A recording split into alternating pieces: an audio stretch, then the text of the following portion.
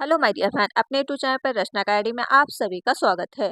आपको पता है कि रीट का एग्जाम आपका 27 एंड 28 फरवरी को होना है। इसका एडमिट कार्ड आपको 19 फरवरी के आसपास देखने को मिल जाएगा। और इसमें हम बात करेंगे राष्ट्रीय शिक्षा नीति 2020, जो न्यू टॉपिक आपका जुड़ा है। तो यहाँ से आपके जो है 10 नंबर कवर होंगे, क्योंकि ये आपका जो है नया टॉपिक है।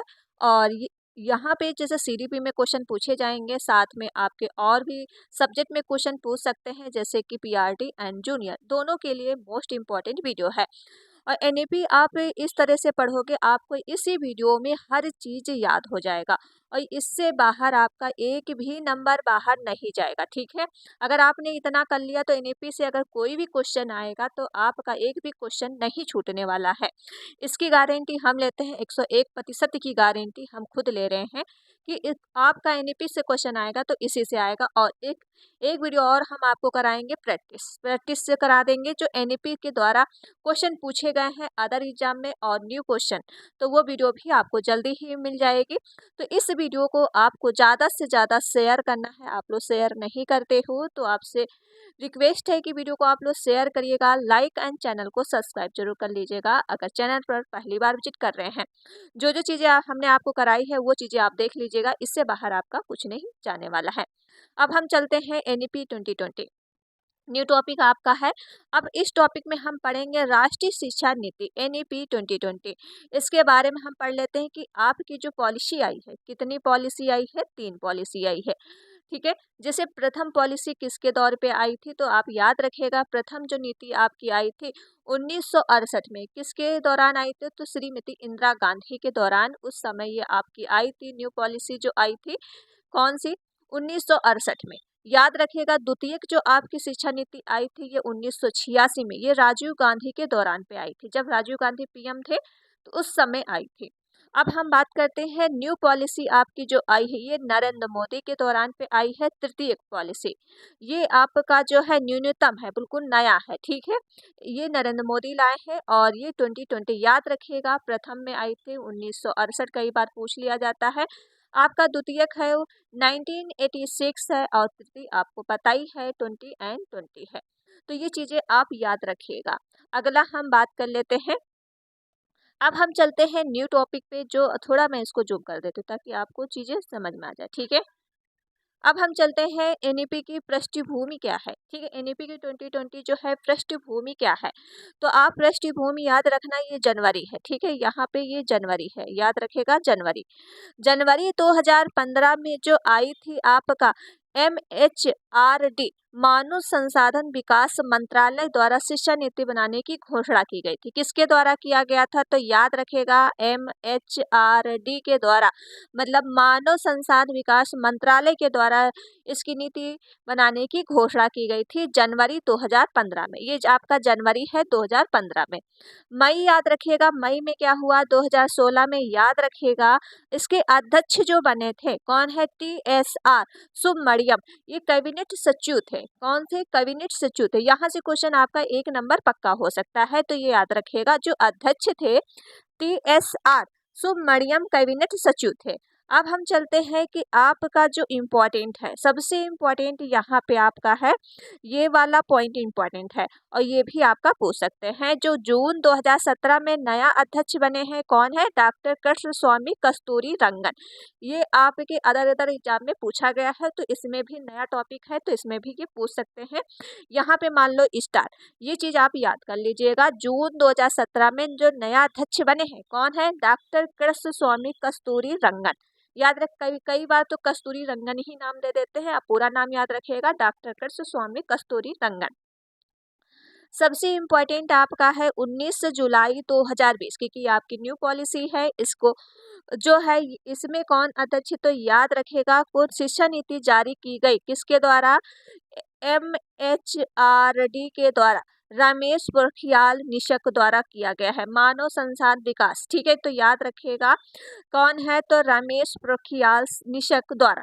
ये कब किया गया था, तो 19 जुलाई 2020। ठीक है, 19 जुलाई 2020 मानव संसाधन विकास मंत्रालय द्वारा, ये याद रखिएगा। ठीक है, तो ये कई बार पूछा और फिर इन्होंने ही इसको समाप्त भी कर दिया। ठीक, इन्होंने समाप्त किया था रमेश पोखरियाल द्वारा। अब नया मंत्री जो आपके बनाए गए हैं, ठीक है, तो याद रखिएगा इसमें जो है नया मंत्री जो है MOE के द्वारा शिक्षा मंत्रालय द्वारा बनाए गए। इसमें भाग जो कितने हैं, भाग याद रखिएगा 4 है। इसके अध्याय कितने हैं, 27 है। अध्याय कितने हैं, 27 है। भाग है 4। कौन कौन से भाग है, एक हो जाएगा आपका स्कूली शिक्षा, दूसरा हो जाएगा उच्च शिक्षा, तीसरा हो जाएगा केंद्रीय बिछड़ी मुद्दे पर और किवंत्री। तो ये याद रखिएगा 4 भाग और अध्याय कितने हैं, 27। तो चारों भागों के नाम कई बार पूछ लिए जाते हैं, तो ये नाम आप याद रखिएगा। अध्याय पूछे जाए तो 27 है, ठीक है, ये इम्पोर्टेंट है। चलो अगला हम बात कर लेते हैं। ये चीज़ें आपको याद हो गई होंगी और इसका PDF भी हम आपको टेलीग्राम पे दे देंगे और टेलीग्राम का लिंक डिस्कशन में डाल देंगे, वहाँ से इसका PDF आप ले लीजिएगा। ठीक है, बस आप क्या है, आप इसको बस पढ़ लीजिए एक बार। ठीक है, आप इसको एक बार रिवाइज कर लीजिए, 1 या 2 बार वीडियो देखोगे आपको हर चीज़ याद हो जाएगी। इससे बाहर आपका एक भी क्वेश्चन नहीं जाएगा। इसका PDF भी हम आपको टेलीग्राम पे दे देंगे और टेलीग्राम का लिंक डिस्कशन में डाल देंगे, तो वहाँ से आप ले लीजिएगा। अगला हम बात कर लेते हैं। अगली बात जो है, नई शिक्षा नीति की आवश्यकता क्यों पड़ी। अब क्यों आई नई शिक्षा नीति, ठीक है, ये आपको सबसे इम्पोर्टेंट है कि नई शिक्षा नीति क्यों लाई गई। तो क्यों लाई गई है, तो याद रखिएगा सतत विकास लक्ष्य जाने के लिए, मतलब SDG क्या है, SGD भी अभी हम बात करेंगे, SDG और 04 क्या है, को प्राप्त करने के लिए नई शिक्षा नीति बनाई गई। ठीक है, किस लिए बनाई गई नई शिक्षा नीति, तो SDG 04 बनाई गई। ये क्यों बनाई गई, सार्वभौमिक गुणवत्ता शिक्षा लाने के लिए। क्या है, सार्वभौमिक गुणवत्ता शिक्षा लाने के लिए की गई है, इसीलिए आपकी न्यू पॉलिसी आई है। अब हम चलते हैं अगले पॉइंट पे। अगला पॉइंट हो जाएगा न्यू पॉलिसी के आधार स्तंभ कौन कौन से हैं, तो याद रखिएगा आधार अब स्तंभ कौन है, तो आप क्या याद रखोगे, AAA है और E और Q, AAA और Q है। ठीक है, याद रखिएगा AAA Q, एक क्वेश्चन यहाँ से बन सकता है।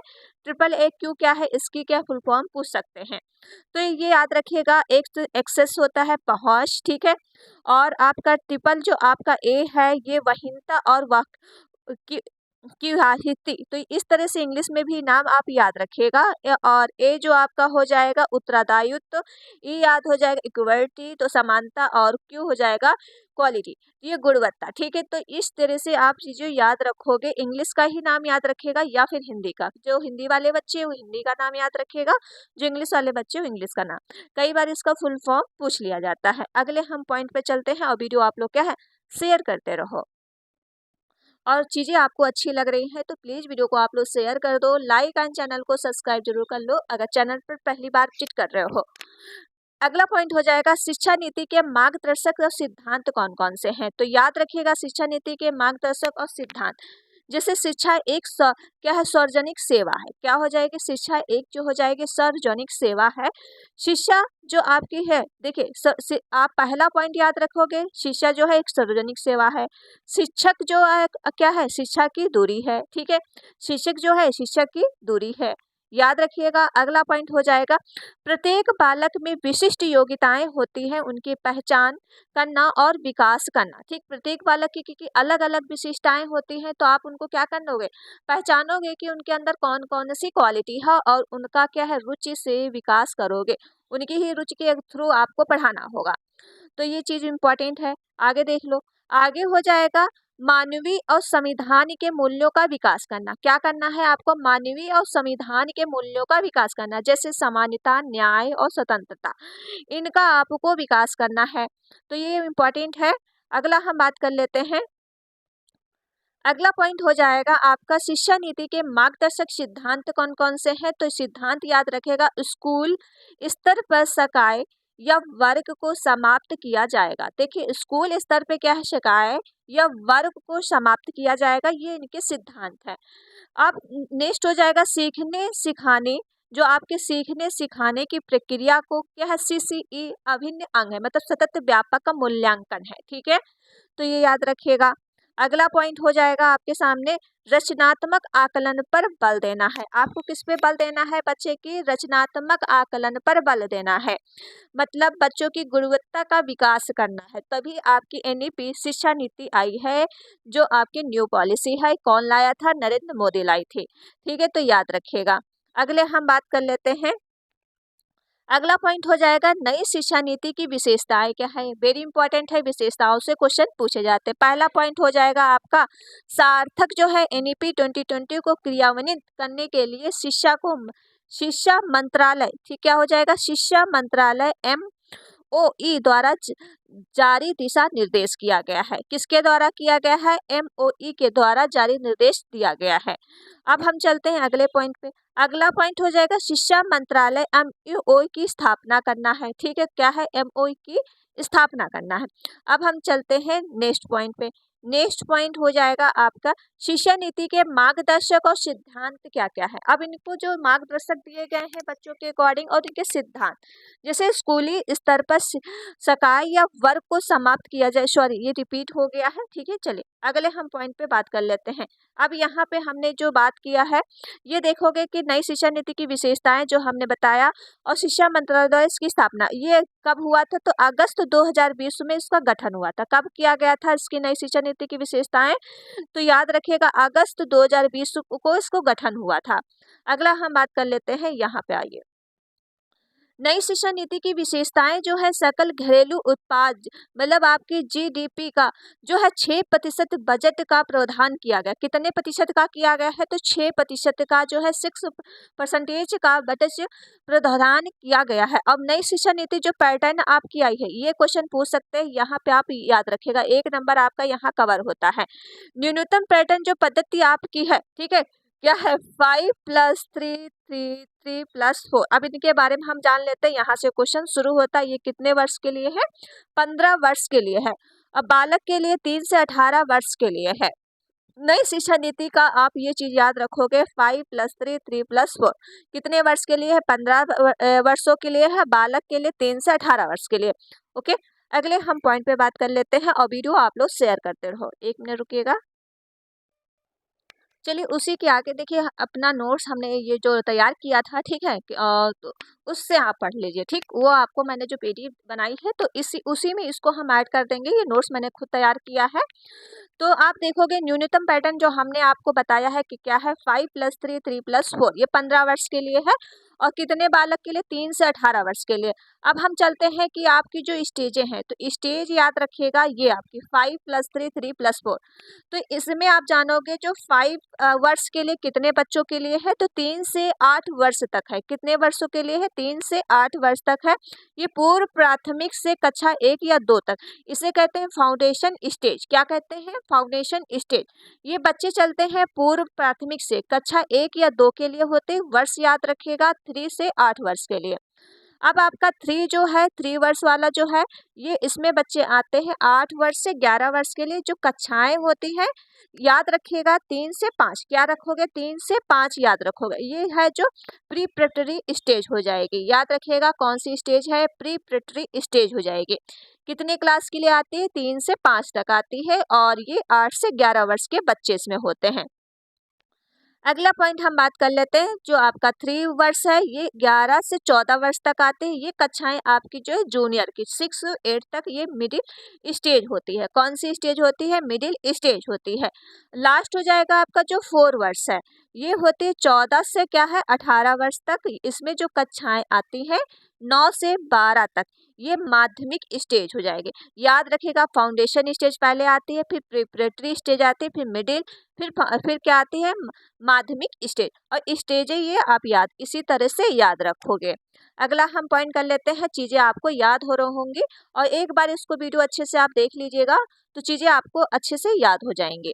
अगला हम बात करते हैं, उपरोक्त न्यूनतम पैटर्न को लागू करने के लिए PM जो है श्री योजना को कौन लाया था? तो PM श्री योजना जो कब आई थी? तो 5 सितंबर 2022 को। इसके जो प्रधानमंत्री जो स्कूल फॉर राइंग इंजीनियर इंडिया, ठीक है, याद रखिएगा, जो प्रधानमंत्री स्कूल फॉर राइंग इंडिया, तो ये चीज आप याद रखिएगा। अब कब आया था, तो याद रखिएगा 5 सितंबर 2020, ठीक, सॉरी 2022, याद रखिएगा क्या है, 5 सितंबर 2022। अगला पॉइंट है प्रथम चरण में जो है कितने हैं स्कूल खोले जाएंगे, तो याद रखो प्रथम चरण में जो स्कूल खोले जाएंगे 14,500। प्रथम चरण में कितने स्कूल खोले जाएंगे, 14,500। प्रत्येक ब्लॉक में जो है 2 स्कूल खोने का प्रस्ताव है। लेकिन वैसे आप देख ही रहो यूपी में तो वैकेंसी आ नहीं रही है, लेकिन क्या है शिक्षक की इतनी कमती है, लेकिन आपके शिक्षा मंत्री क्या कहते हैं, अनुपात समानुपात बराबर है। तो भाई रीट का तैयारी कर लो, वहीं पे आप शिक्षक भर्ती बन पाओगे। यूपी में तो मुझे नहीं लग रहा है कि इस बार भी आपकी भर्ती आएंगे। अगला हम बात करते हैं प्रत्येक ब्लॉक में जो कितने स्कूल बनेंगे, 2 स्कूल खोलने का प्रस्ताव रखा गया है, ठीक है। जो है राजस्थान जो ब्लॉक, अब देखिए सबसे इम्पोर्टेंट, आप राजस्थान का पेपर दे रहे हो, ठीक है, तो राजस्थान वाला याद रखो, राजस्थान में ब्लॉक कितने हैं, 358 इंटू 2, मतलब आप याद रखोगे कितने, 716। 716 आपके हैं, सबसे इम्पोर्टेंट ये है, ठीक है। राजस्थान का आप पेपर दे रहे हो तो राजस्थान ब्लॉक कितने हैं, 358 इंटू 2 गुणा करोगे तो 716 आपके जो है ब्लॉक हैं, ये याद रखना इम्पोर्टेंट है। अब हम चलते हैं अगले पॉइंट पे। अगला पॉइंट हो जाएगा राष्ट्रीय शिक्षा नीति के अध्याय कितने। अध्याय पहला हो जाएगा आपका ECCE, क्या हो जाएगा, early childhood care and education. इसका फुल फॉर्म कई बार पूछा जाता है कि ECCE क्या है, आप पूछ लिया जाएगा ECCE क्या है, फुल फॉर्म कई बार दे दिया जाता है। तो आप याद रखोगे early childhood care and education, ये होती है प्रारंभिक बचपन देखभाल एवं शिक्षा। हिंदी का नाम याद रखिएगा, प्रारंभिक बचपन देखभाल एवं शिक्षा। अब हम आगे बात कर लेते हैं। आगे है, देखिए छोटी सी वीडियो होगी आपकी, 25 मिनट की वीडियो या आप 30 मिनट की हो सकती है, तो बस आपका इससे क्वेश्चन एक भी बाहर नहीं जाएगा, तो प्लीज इस वीडियो को आप लोग ज्यादा से ज्यादा शेयर करिएगा। अगला जो रखा गया है लक्ष्य, लक्ष्य कितना रखा गया है, 2030 तक 3 से 8 वर्ष तक के रखे गए बच्चों को CCE जो उपलब्ध करवाया जाएगा। कितने वर्ष के लिए रखा गया है, तो 3 से 8 वर्ष के लिए, और कब तक रखा गया है, 2030 तक रखी गया है, ठीक है। तो अर्ली चाइल्डहुड केयर एजुकेशन जो आपकी रखी गई है, तो याद रखिएगा वर्ष कई बार पूछ लिया जाता है और कई बार पूछ लिया जाता है कितना इसको रखा गया, तो 2030 तक के। अब पाठ्यचर्या क्या है, करिकुलम आप देखोगे कि पाठ्यचर्या 8 वर्ष तक की शिक्षा के लिए एक पाठ्यचर्या का निर्माण किया गया, जिसमें क्या है, NCF आएगा आपका, NCF 2005 ECCE कहा जाता है, ठीक है। पाठ्यचर्या जो आपका रखा गया 8 वर्ष तक की रखा गया NCF के अकॉर्डिंग, और आप पढ़ाओगे अर्ली चाइल्ड केयर एजुकेशन के अकॉर्डिंग, तो आप ये चीजें याद रखोगे। अब हम चलते हैं शिक्षा एजुकेशन क्या है। अब जो आपकी शिक्षा दी गई है ये 2 भागों में बटी है, कौन कौन सी हो जाएगी, एक अनौपचारिक शिक्षा होती है, एक होती है आपकी औपचारिक शिक्षा। अनौपचारिक शिक्षा जो होती है 3 से 6 वर्ष के बच्चों के लिए होती है, इसे कहते हैं आंगनबाड़ी या बाल वाटिका। यहाँ पे बच्चे क्या खेल के माध्यम से सीखते हैं, दूसरों से बातचीत करके सीखते हैं, ये आपकी होती है अनौपचारिक शिक्षा, ठीक है, आंगनबाड़ी या बाल वाटिका कहते हैं इससे हैं।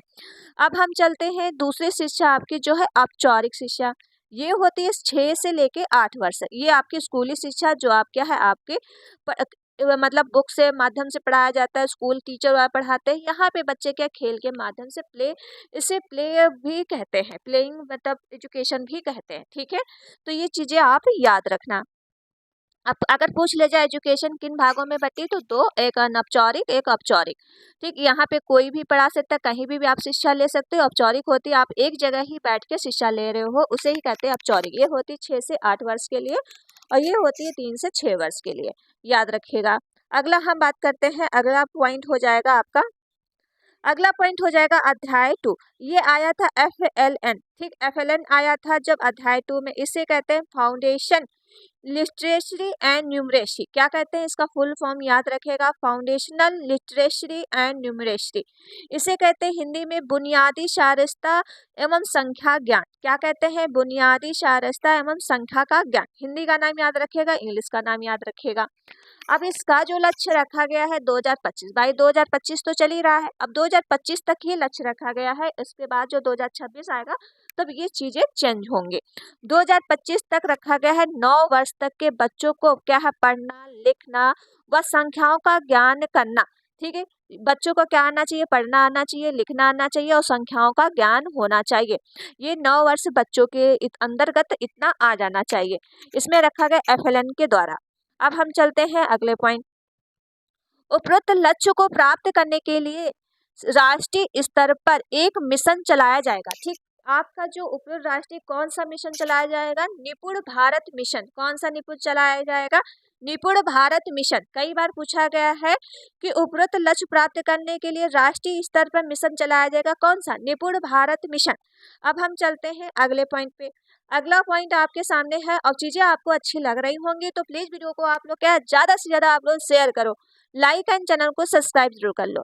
अगला पॉइंट हो जाएगा स्कूली रेडिएशन प्रोग्राम क्या है। ठीक, आप याद रखोगे कि स्कूली जो है रेडिनेस जो है प्रोग्राम क्या है, कक्षा 1 ये रखा गया है। कक्षा 1 में प्रवेश लेने वाले बच्चों को औपचारिक शिक्षा के लिए तैयार करना, मतलब आपको बच्चों को क्या है, औपचारिक के माध्यम से एक ही जगह आपको शिक्षा देनी है। कक्षा 1 का बच्चा।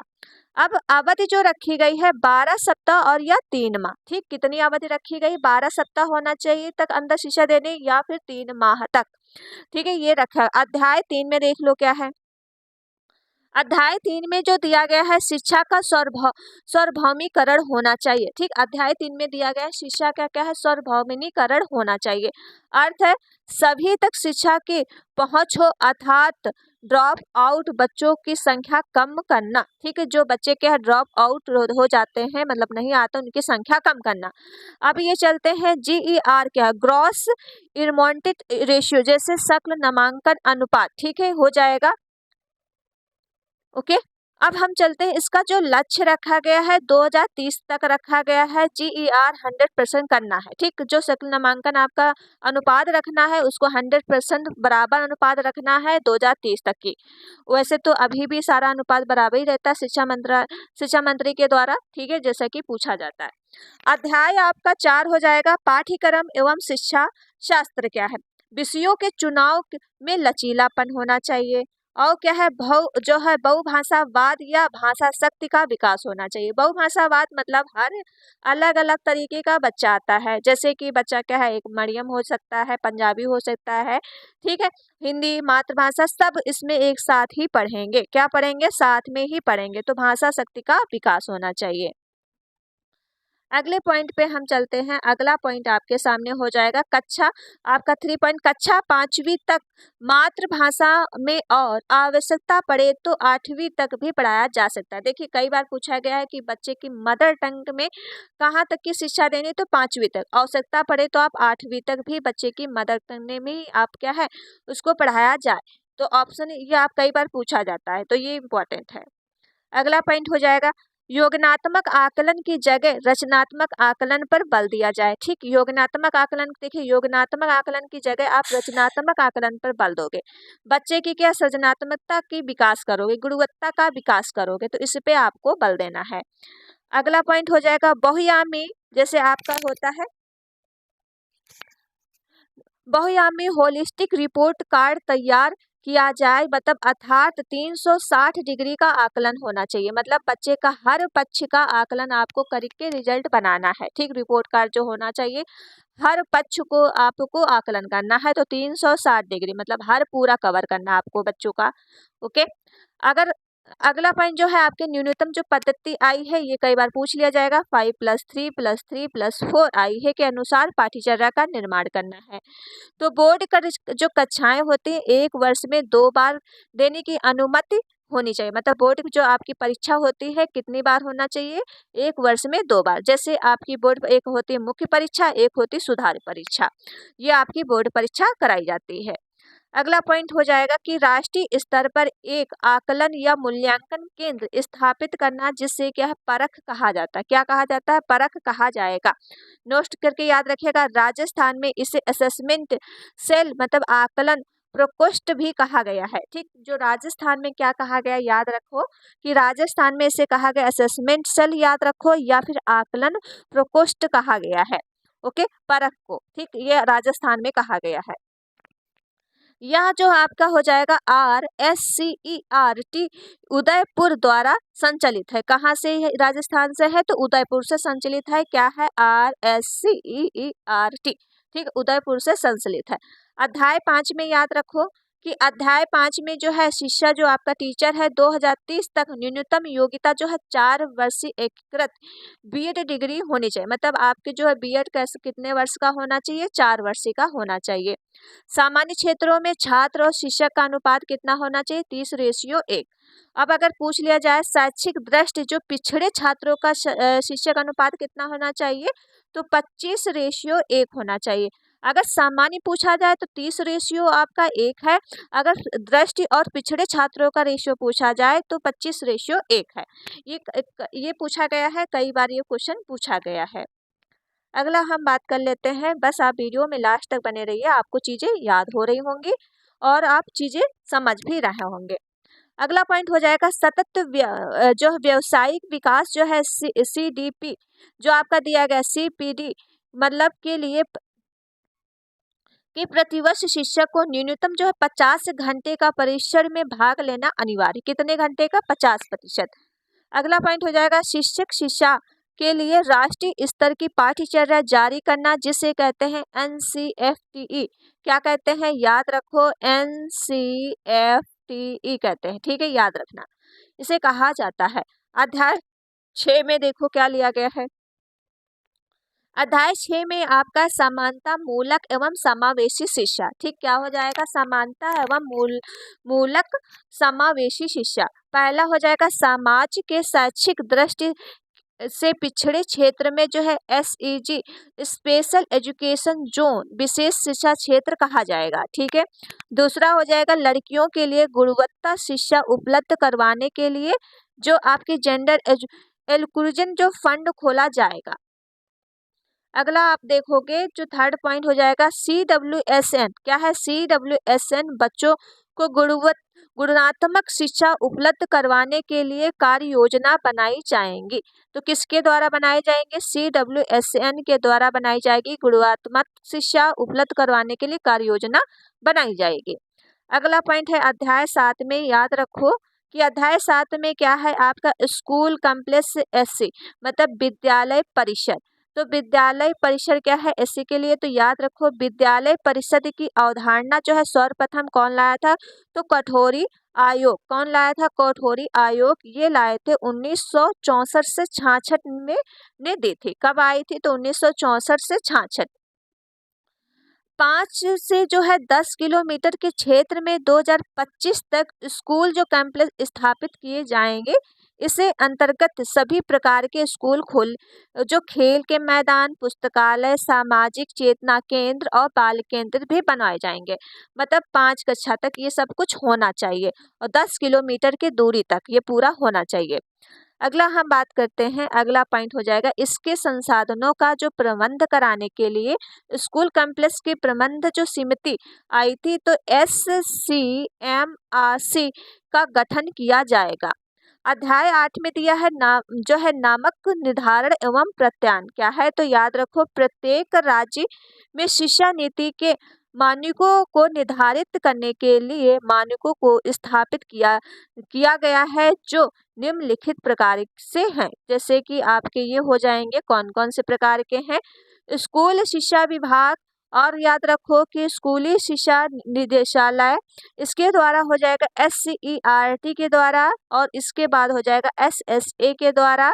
फिर लास्ट हो जाएगा आपका जो है राज्य स्कूल जो है मानकन प्राधिकरण। तो इनके बारे में हम पढ़ लेते हैं। ये आपके जो है स्कूली शिक्षा विभाग, ये हो जाएगा शैक्षिक नीतियों का निर्माण करना। क्या हो जाएगा, शैक्षिक नीतियों का निर्माण करना, स्कूली शिक्षा विभाग। अगला जो आपके स्कूली शिक्षा निदेशालय ने दिया है कि नीतियों को क्रियान्वित करना और क्या है मॉनिटरिंग जो आपको करना है। अगला जो है SCERT के द्वारा जो दिया गया है RSEERT, ये उदयपुर मतलब आपके राजस्थान उदयपुर अकादमिक कार्य करना है। कैसे कार्य करना है, अकादमिक कार्य करने हैं। अगला हो जाएगा SSA, तो आपको SSA के याद रखना है राज्य स्कूल नामांकन प्राधिकरण करना है। तो इसको जो दिया गया है, यह जो है प्राधिकरण राज्य के स्कूलों के लिए मानकों का निर्धारण करेगा, ठीक है। तो ये इम्पोर्टेंट है, याद रखेगा। अगला हम बात करते हैं, अब यहाँ पे आप राजस्थान का पेपर दे रहे हो तो सबसे इम्पोर्टेंट यहाँ पे है ये चीज़ें आपके पास इम्पॉर्टेंट है। NEP 2020 राजस्थान के संदर्भ में क्या है, तो याद रखो पाठ्यचर्या निर्माण में क्या किया गया है, तो राजस्थान की 7 मतलब DIET क्या है, डाइट मतलब DEIET के सहयोग से न्यूनतम पद्धति पर आधारित 4 पाठ्यचर्याओं का निर्माण किया जा रहा है। कौन कौन से है, तो याद रखो ये आपके 4 हैं, जैसे कि NCF ECCE मतलब अर्ली चाइल्ड केयर एजुकेशन, याद रखो NCF SC स्कूली शिक्षा, ये आपके अंतर्गत इसमें आते जो फर्स्ट हो जाएगा। सेकंड आपका थर्ड है NCF TE के द शिक्षक क्या है, शिक्षक शिक्षा होनी चाहिए, ठीक है। और लास्ट आपका फोर्थ है NCF AE, ये पौड़ शिक्षा होनी चाहिए। ये आप अंतर्गत इसमें 2 आते हैं, इसमें 3। ये क्या है, सीमित लागू की गई थी राजस्थान के द्वारा। कितने किए गए हैं, तो 4 प्रावधान, ये आप याद रखना। अब अगर हम बात कर लेते हैं उपरोक्त चरों जो पाठ्यचर्या का संचालन करने के लिए 3 समितियों का निर्माण किया गया है। कौन कौन से हो जाएंगे राजस्थान का, याद रखो राजस्थान जो प्रासनिक सुधार विभाग द्वारा शिक्षा नीति को क्रियान्वित करने के लिए 6 समूह बनाए गए हैं। कौन कौन से 6 समूह बनाए गए हैं, याद रखो BRC और CRC व डाइट मतलब DIET डाइट के संरचना में परिवर्तन किया जाएगा। 2025 तक कम से कम 50% विद्यार्थियों को व्यावसायिक शिक्षा उपलब्ध कराई जाएगी। कितनी शिक्षा, 50% विद्यार्थियों की व्यावसायिक शिक्षा उपलब्ध कराई जाएगी 2025 तक। 2030 तक जो 100% युवा क्या 100% युवा पौध साक्षरता दर कराई जाएगी। 2030 तक ये लक्ष्य रखा गया है। अगला हम बात करते हैं, अगला बात हो जाएगा कि सार्थक जो है शिक्षा मंत्रालय MOE भारत सरकार द्वारा शिक्षा नीति को क्रियान्वित करने के लिए जो दिशा निर्देश क्या है जारी किए गए उन्हें क्या सार्थक कहा जाता है। जैसे उच्च शिक्षा में क्या है MPhil के पाठ्यक्रम को समाप्त कर दिया है, ठीक है। याद रखो अगला पॉइंट हो जाएगा ABC जो आपका आया है, तो याद रखो एकेडमिक बैंक ऑफ क्रेडिट, ठीक है। तो ये आपका आया है ABC की स्थापना करना है। तो स्थानिक जो शिक्षा है UG, तो ये आपका जैसे कि एक वर्ष में प्रमाण पत्र, 2 वर्ष में डिप्लोमा, 3 वर्ष में डिग्री होनी चाहिए। जैसे कि UG जो स्थानिक शिक्षा है 1 वर्ष में आपको क्या मिलेगा, प्रमाण पत्र मिलेगा। अगर आपने 2 वर्ष किया है तो डिप्लोमा मिलेगा, अगर आपने 3 वर्ष किया है तो आपको डिग्री मिलेगी। स्थानिक स्तर की शिक्षा में परिवर्तन किया गया है, ठीक है। अब हम बात करते हैं अगले, चलिए ये हो गया आपका NEP 2020 पूरा कंप्लीट। जो आपको हम छोटी सी वीडियो 25 से 30 मिनट की वीडियो होगी आपकी, देखिए कितने मिनट की वीडियो, हाँ 30 मिनट की वीडियो में आपको पूरा NEP 2020 कंप्लीट कर दिया है। तो चलिए फिर वीडियो यहीं तक रखते हैं। इसका जो है PDF आपको टेलीग्राम पे मिल जाएगा, तो टेलीग्राम का लिंक डिस्क्रिप्शन में डाल देंगे, वहां से इसका PDF भी आप प्रोवाइड कर सकते हो और इसका रिवीजन आप कर लीजिएगा। तो मिलते हैं नेक्स्ट वीडियो में। वीडियो आप लोग शेयर करिएगा, लाइक एंड चैनल को सब्सक्राइब। Thank you friend.